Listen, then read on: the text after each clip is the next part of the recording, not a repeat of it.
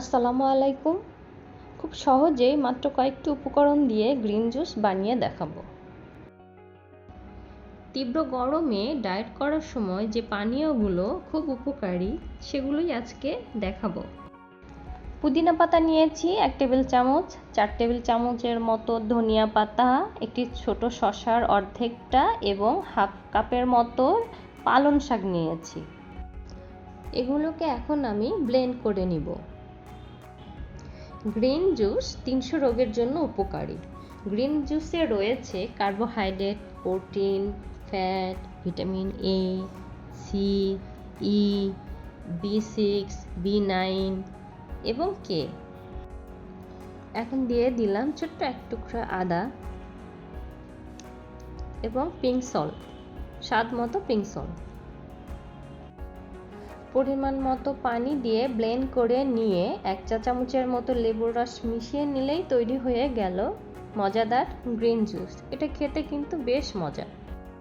এতে আরও রয়েছে mineral, iron, calcium, potassium, magnesium, antioxidant, enzyme, phytochemical, bio electrical energy, life force বা প্রাণশক্তি। Green জুসের সঙ্গে আমি আরও যে পানীয়গুলো নিয়েছি সেগুলো হচ্ছে চিয়া সিড, কাঁচা হলুদের জুস এবং গাজরের জুস। দেখানোর সুবিধার্থে আমি এগুলো সব একসঙ্গে নিয়েছি, তবে একসঙ্গে খাওয়া সম্ভব না। আপনারা 1 ঘন্টা পর পর ফ্রেশটা বানিয়ে খাবেন। বানিয়ে রাখলে সেগুলোর টেস্টটা একটু নষ্ট হয়ে যায় এবং পুষ্টিগুণও নষ্ট হয়ে যায়। তাই যখন যেটা খাবেন সেটা তখনই বানিয়ে খাবেন। এখানে আমি চিয়া সিডটা যেভাবে বানিয়েছি, চিয়া সিড 2 টেবিল চামচ নর্মাল পানি দিয়ে ভিজিয়ে রেখেছিলাম। এখন এর মধ্যে আমি 1 চা চামচ লেবুর রস ও 1 চা চামচ ভিনেগার দিয়ে মিশিয়ে নিয়েছি। তারপর কাঁচা হলুদের জুস। এখানে আমি কাঁচা হলুদ বাজার থেকে কিনে নিয়ে এসেছিলাম।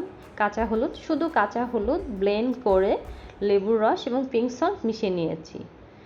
আর গ্রিন জুসের রেসিপিটা তো দিয়েছি। তারপর থাকতেছে ক্যারট জুসের মধ্যে আমি শুধু মাঝারি সাইজের একটা গাজর দিয়েছি এবং পিঙ্ক সল্ট, 1 চা চামচ লেবুর রস। That's it. সারাদিন এই পানীয়গুলো মিলিয়ে মোট 8 থেকে 10 গ্লাস পানি খাওয়ার চেষ্টা করব এবং এক বেলা খাবার খাবো। তাহলেই আমরা 1 মাসে 5 থেকে 6 কেজি ওজন কমাতে পারবো। আর চলুন আমরা সবাই মিলে গাছ লাগাই এবং পরিবেশ বাঁচাই।